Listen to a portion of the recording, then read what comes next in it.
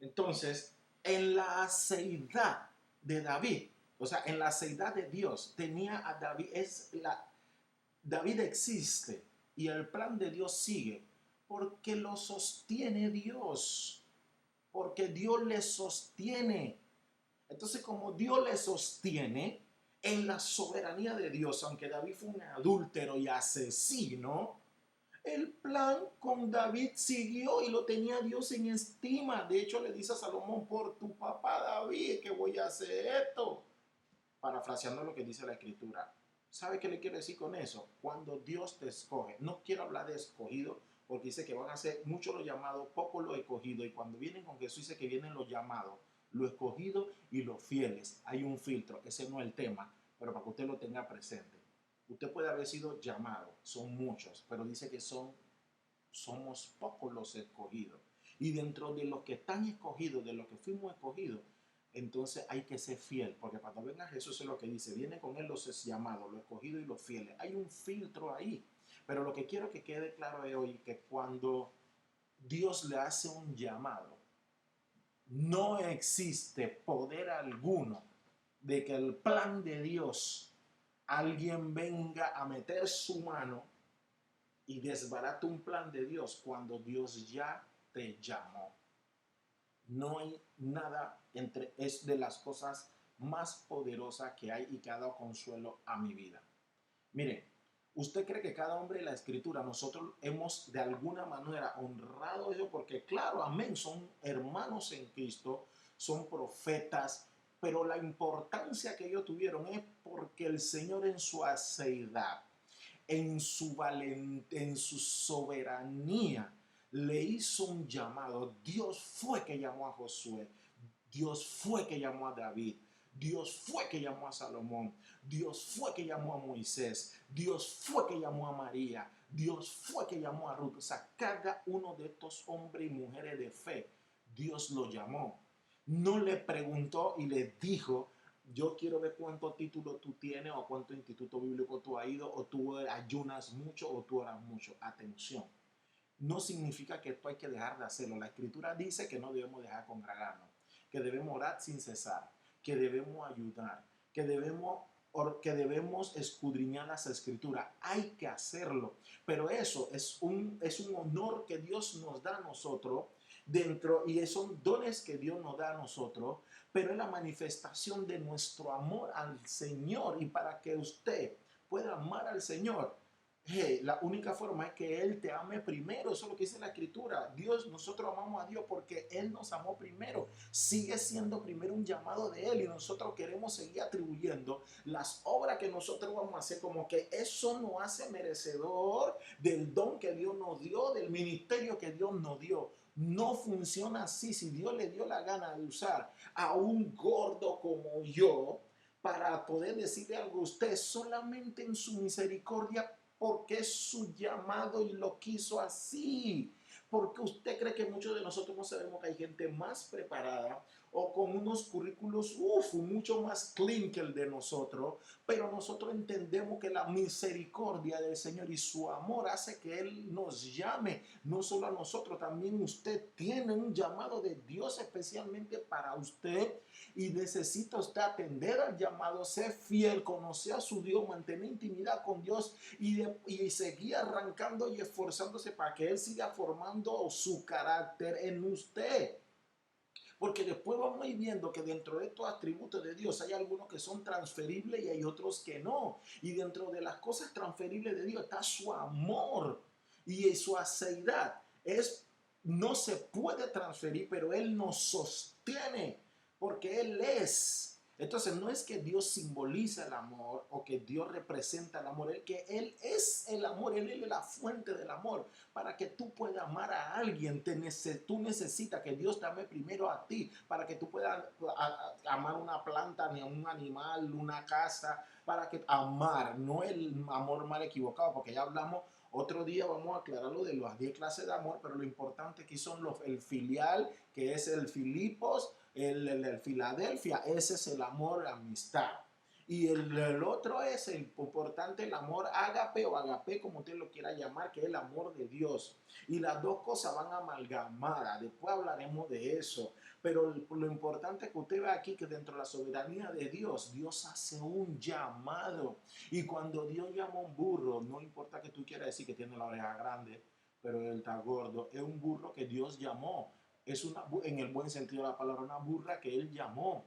Eso no tiene que ver con tu gran preparación. Si tú tienes una gran preparación antes, durante o después, nada más por misericordia de Dios. Cuando Dios hace un llamado, usted puede decir misa del otro lado. Dios lo llamó, Dios lo va a respaldar. Porque lo importante no es la persona, es quién va con la persona y es Dios. Eso es lo que necesitamos que usted entienda. Se fíjense una cosa, mire lo que dice, por ejemplo, Hechos capítulo 13, verso 20. Porque no depende de lo que David haga. Si David cantaba, David danzaba, David escribió las poesías y el libro más largo, y David mató a Goliat, y David sí, pero es porque Dios le dio la gana de llamarlo, de sustentarlo y después de hacer el plan que tenía con él, de conformarlo. ¿Ok?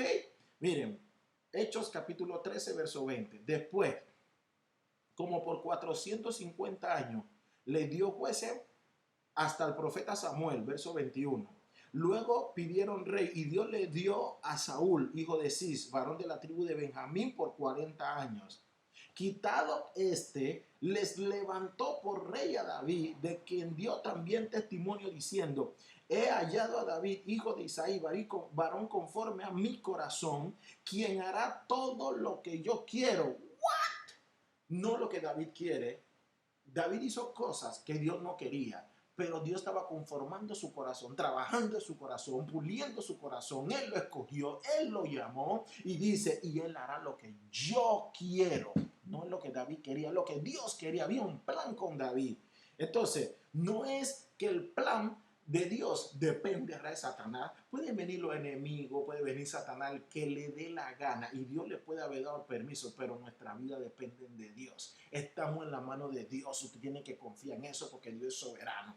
Dios nunca jamás ha perdido el control, y lo único que se perdió fue la muerte. Se perdió un ratito la vida y vino Dios, mandó a Jesús. Jesús vino aquí, nos rescató, y esa es la importancia, que ahora vino Jesús.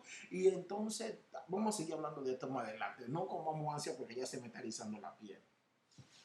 Pero quiero que sepan que no hay pelea, porque estamos acostumbrados a estar agarrando y rebajando a Dios como que, ay, él y Satanás están peleando por las almas. Ahí no hay pelea, brother.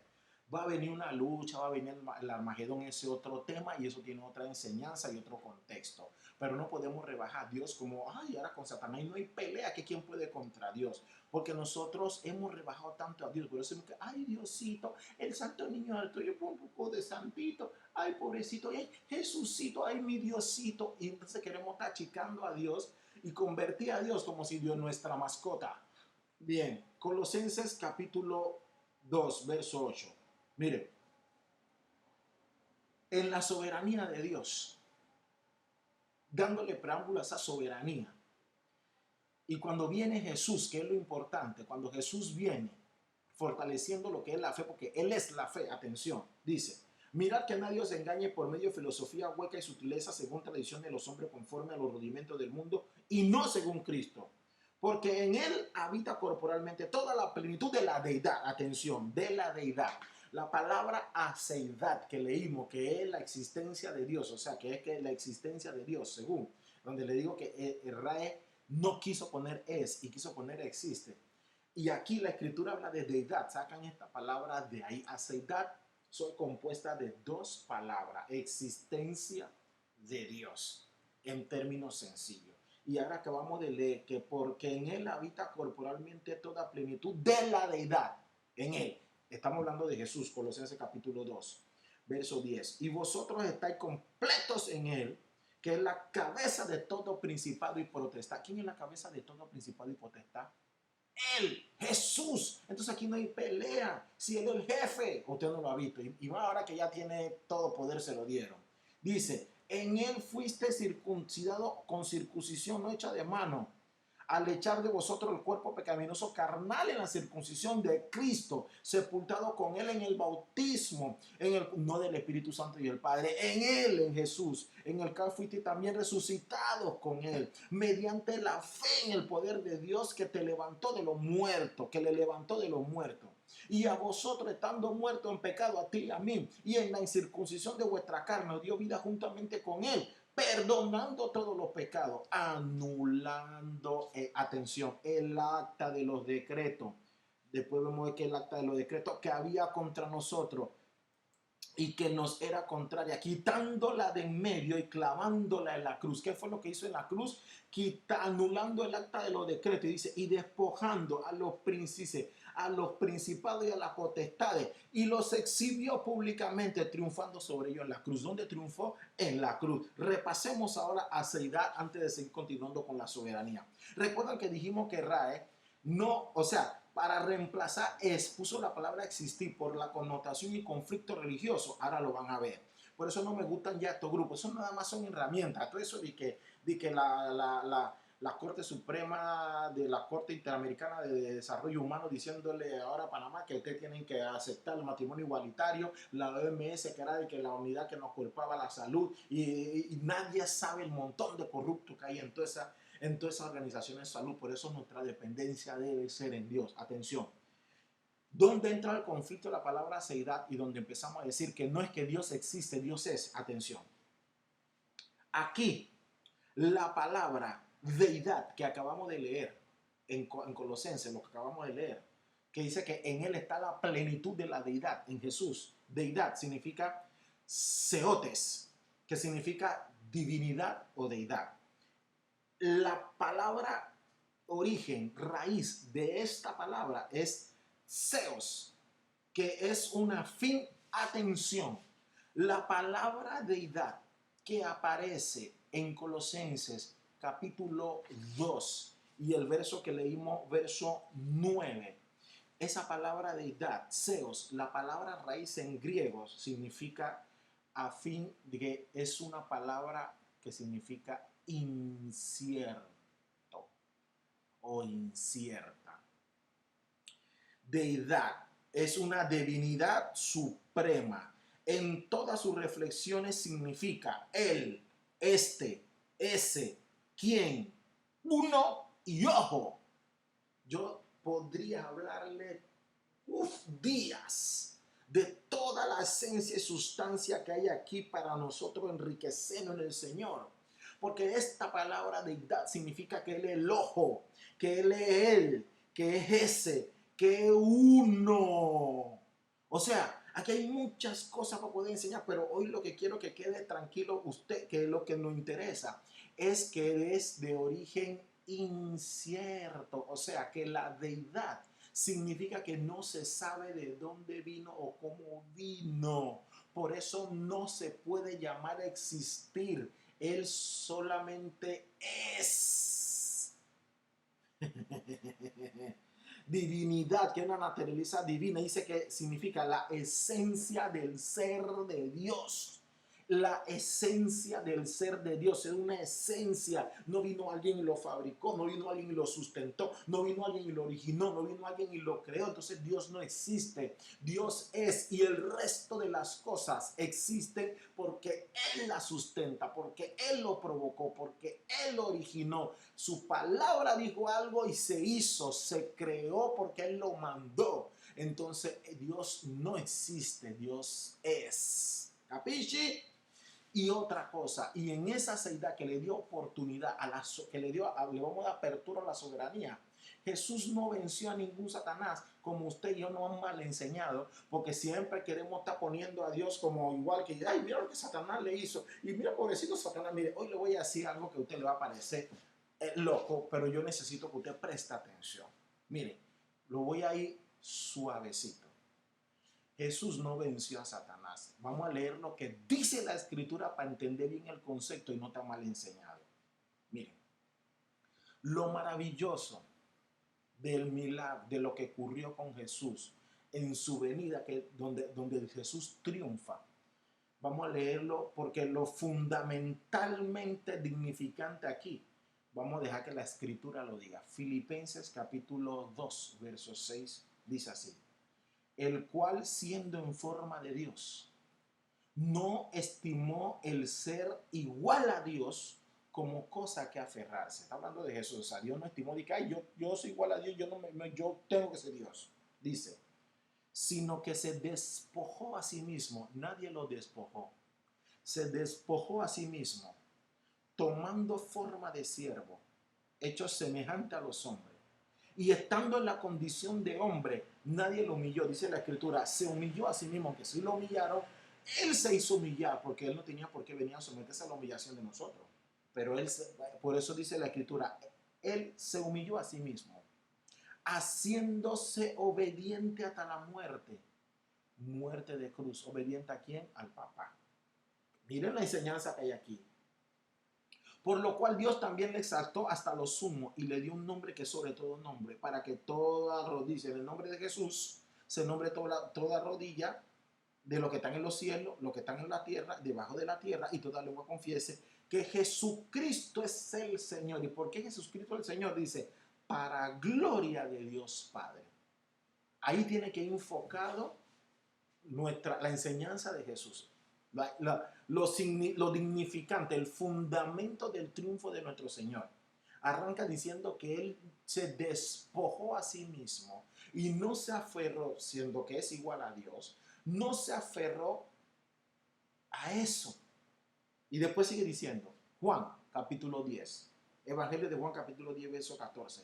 Miren lo que dijo Jesús. Yo soy el buen pastor. Conozco mis ovejas, o sea, amo a mis ovejas. La palabra de conocer, tengo intimidad con mis ovejas. Y la dice, y las mías me conocen, tienen intimidad conmigo, tenemos una coinonía ahí. Así como el Padre me conoce, tenemos una condición ahí que interactuamos de uno. Y yo conozco al Padre y pongo mi vida por las ovejas. También tengo otras ovejas que no son de este redil, aquellas también debo traer, y oirán mi voz, y habrá un rebaño y un pastor. Por eso me agape el Padre, por eso me ama el Padre, porque yo pongo mi vida dice, para volverla a tomar. No que nadie se la tomó, ni que Satanás lo mató, que los romanos lo mataron. Sí, no, nosotros somos los responsables de que hubieran matado a Jesús por nuestros pecados y nuestro delito. Y Satanás y sus huestes colaboraron para que terminara siendo nosotros, ¿qué? Despojado de la vida. Atención, suave que ahí vamos. Verso 17. Por eso me ama el Padre, porque yo pongo mi vida para volverla a tomar. Nadie me la quita, sino que yo de mí mismo la pongo. Dice, yo de mí mismo la pongo. Tengo poder, soberanía, todopoderoso, otro atributo de Dios para ponerla, pero está diciendo Jesús. Y tengo poder para volverla a tomar. Ahí donde Jesús está diciendo, yo también, yo soy Dios, pero le estoy hablando como hombre, tranquilo, pero sigo siendo Dios porque yo la pongo y yo mismo tengo poder para volverla a tomar. Ahora dice, este mandamiento recibí de mi Padre. Esas son cosas que este trabalengua lo puede confundir a usted, pero yo quiero que aquí le quede claro algo. Que Él puso su vida, a consecuencia de quién nosotros somos responsables. Los pecados nuestros y nuestros delitos provocaron esto. Pero Él la puso, si Él quería no la hubiera puesto, la puso. Eso es lo que hace importante. Entonces, ¿qué sucedió con la muerte de Jesús y qué venció Jesús? La gente polarizando que Jesús venció a Satanás. No, la escritura dice, anulando el acta de los decretos que había contra nosotros, que nos era contrario, y después quitándola del medio y clavándola en la cruz. ¿Sabe cuál es el acta de los decretos que anuló? La muerte, porque dice que la paga del pecado es la muerte. Eso fue lo que le arrebataron a Adán y Eva. Recuerde que cuando empieza Génesis, ¿qué sucede? Dios le dice, mira, aquí está el árbol de la vida, pero también aquí está el árbol de la ciencia del bien y el mal. No coman de eso porque ciertamente morirás. Pregunta, cuando comieron se murieron. Entonces estaba hablando de despojarlo de la vida eterna. Y lo que entró de luego fue la muerte eterna. Así que de lo que se había despojado al hombre desde el paraíso con Adán, nos despojaron de la vida eterna. Por eso es que Jehová le dice, vamos a sacarlo de aquí, no vaya a ser que ahora el hombre extienda su mano al árbol de vida, tome y viva para siempre. No podía hacerlo porque ya era pecador y no tenía la condición de santidad, de coinonía, de conocimiento de uno solo, de comunión con el Señor, porque el pecado que entró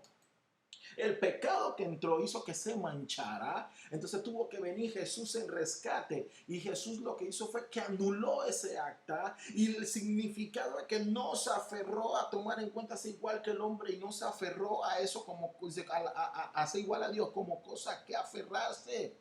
Entonces eso es lo increíble de él ahí. No me empiecen a polarizar de que no es que Jesús se pone a pelear contra Satanás como si la Satanás es la gran cosa. Negativo.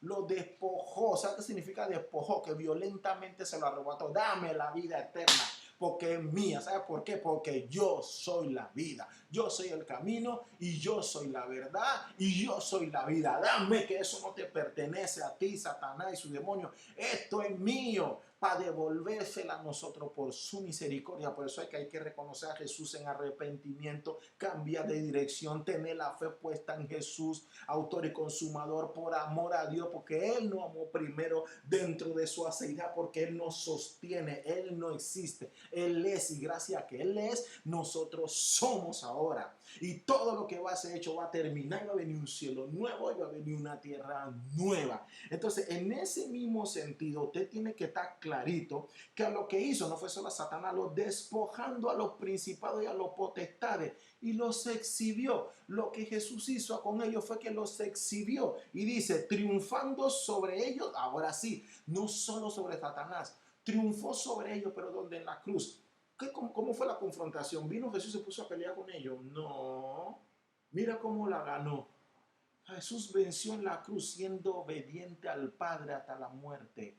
Eso es lo importante aquí. Las luchas y las batallas se ganan siendo obedientes a Dios, a su palabra. ¿Cómo vamos a ser obedientes a Dios, a su palabra, si no lo conocemos? ¿Cómo le vamos a conocer si no hemos recibido a su Hijo? ¿Cómo vamos a recibir a su Hijo si no le hemos dado la apertura de escuchar la voz de Dios? No la voz de cualquiera, no la opinión suya, no haciéndose de un Dios. Hay que conocer a Dios. Ese debe ser nuestro anhelo. Mire, le voy a contar otra. Mire lo que dice el Deuteronomio capítulo 32, verso 39. Ved ahora que yo soy. ¿Recuerdan cuando mandó a Moisés a decirle a Faraón qué le dijo? Dice, ved ahora que yo soy. Se lo voy a repetir de nuevo. Deuteronomio capítulo 32, verso 39. Ved ahora que yo soy. Y no hay dioses conmigo. Y dice, yo hago morir y yo hago vivir. Yo hiero y yo sano. Y no hay quien pueda librar de mi mano. Así o más claro. ¿Quién hiere? ¡Ay, Satanás! Satanás, si Dios lo usa, le da permiso. Yo hago morir, yo hago vivir. Yo hiero y yo sano. ¿Por qué? Porque yo soy. Así fue que le dijo a Moisés. Cuando vayan de Faraón, Moisés le dijo, ¿y quién le dijo que me mandó? Y el que dijo, dile que yo soy. Dile que yo soy el que soy. Diciendo, yo soy. Él es. No existe. Él es. ¿Y por qué se debe suprimir existir por es? Para que usted sepa que cuando usted quiere vida, Él es. Usted quiere fe, Él es. Usted está pasando por aflicción, Él es. En cualquier cosa que usted piense, Dios es. Dios no es nuestra mascota. Dios es Dios. Que el Señor nos enseñe más. Shalom.